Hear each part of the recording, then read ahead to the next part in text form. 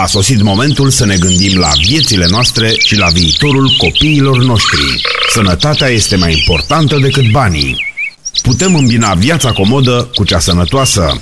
Nouă ne pasă ce respirăm, ce bem, cum trăim. Votați cel mai curat partid din România. Votați un partid puternic în Europa. Votați Partidul Ecologist Român. Suntem copii, florile vii, să le iubiți într-una și nu uitați să le apărați, să nu filească niciuna.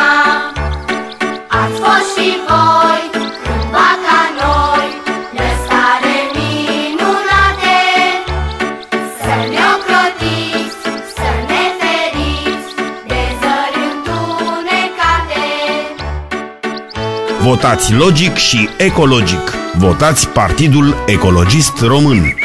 Eu iubesc natura. Natura iubește copiii. Copiii și natura reprezintă viitorul. Trebuie să avem grijă de viitor. Trebuie să avem grijă de natură. Opriți poluarea. Dați-ne armonia naturii înapoi.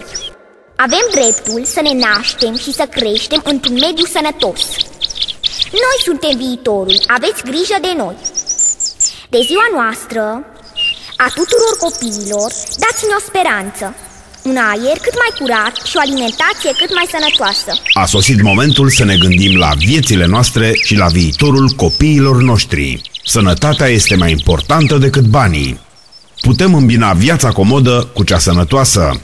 Nouă ne pasă ce respirăm, ce bem, cum trăim.